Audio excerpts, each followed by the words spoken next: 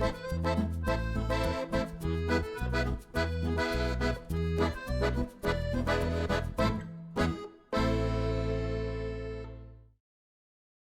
right, hey everybody, Joe from House of Stereo. Steve from House of Stereo. And we're back on the same day. Something really exciting just showed up. A lot of you know that I flew out to Irvine, California last weekend to go to the Can Jam. Ethan, headphones.com, hi-fi.org, all, you know, ton of good guys. The headphone market is awesome, and we're going deeper into the headphone market. A lot of you know that we're T+A dealers and Audio-Technica dealers, and Focal, of course. We can't forget the Utopias. But now it's time to let our headphone operation grow up a little bit, and to that end, I am super excited about this box. We've just done a whole lot of setup with the Hagel H600. I'm tired, I'm sore from lifting all that heavy equipment, but we're doing this. Go ahead in. So, House of Stereo is now a dealer for Viva Audio. Now, Viva Audio is an Italian electronics manufacturer. They have an amazing amplifier called the Solista that's going to be driving our avant-garde speakers, but today we're talking headphones. This is the Egoista 845. So named because it utilizes the 845 tubes, and these PS Vane tubes. This is a big tube. Here, I'm going to let you do the honors. Or you know what? No, let's break it out first. So we'll break it out, and then we'll break out the tubes. All right, so here is our complement of 6 tubes.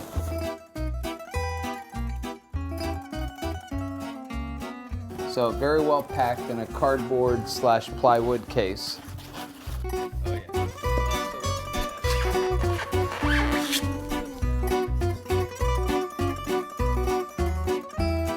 Oh my goodness.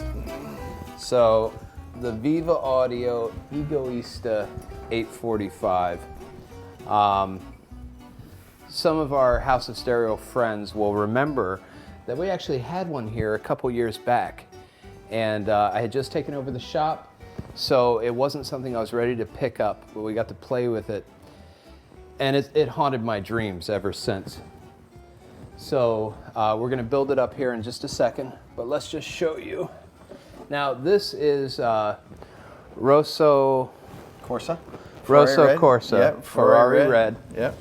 I actually have House of Stereo Green, which is 8074 Jaguar's Emerald Fire Metallic. Okay. It's the color of my Eggleston speakers in the back. Oh, okay. I have another Egoista 845 being made up in that color, along with their Numerico deck. And then my father is getting his Solistino integrated amplifier in British Racing Green. Nice. So they will paint these things any color you want. So, you know, if you love that Geo blue from 1992, they can do it. If you're stuck in the 90s with those neon colors. All right, let's see. I'm going to let you do the honors here. Tell you what, we'll do one each. Okay. All right. This looks like a small glove. Yeah. Hopefully it'll stretch. So, and why are we putting on gloves? I don't like touching tubes, and the conventional wisdom is that the oils on your fingers transfer to the glass and create hot spots. Yep. In the tube. And so that's we use the gloves. That's definitely a thing. Yep. And we use the gloves, so not only to keep it pristine. See, the tubes have a special bubble wrap around them. Double bubble wrapped. Double bubble.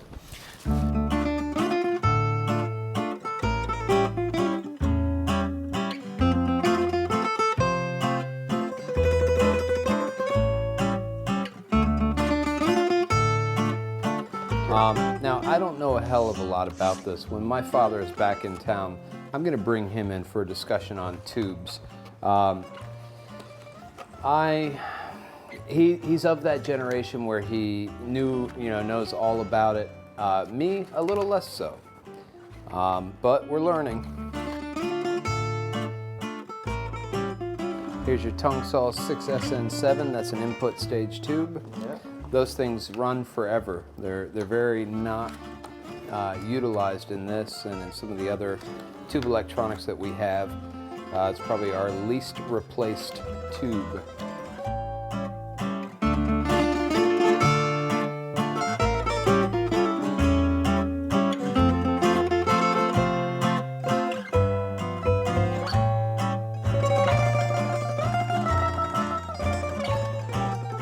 Okay, so what have we got? This is our input selector. These are our headphone jacks. The switch, and here is our volume knob. It's actually got great resistance. This feels like a great volume knob. So the XLR4, and I'm gonna level with you.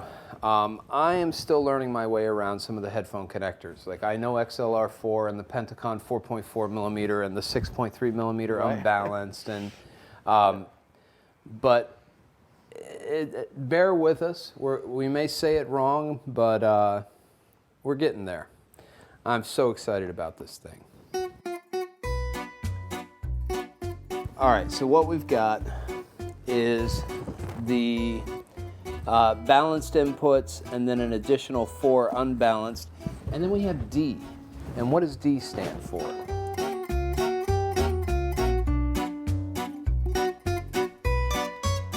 Okay, the D, direct input, bypasses the preamplifier section.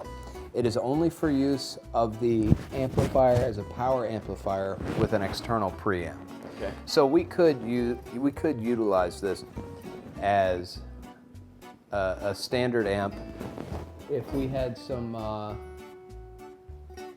XLR4 to XLR3 connections, I could hook this up and run my avant-gardes over there with this integrated until my integrated comes in the color that I'm choosing, though I haven't picked that color yet. You could also run a DAC with volume control into that input and control it. Then just run this as an amplifier. Right.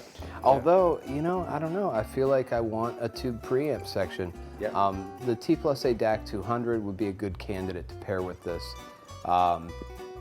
Yeah, we're going to play with it both ways. We'll let you know how it sounds. Me personally, I always love tubes on my preamp stage. If you go into the big high-end room, you'll see that I'm using an Audio Research Reference 6 SE preamp on my T+A solid-state gear, and it's a match made in heaven. All right, well, you'll hear more about this later. Thanks for tuning in, and talk to you soon.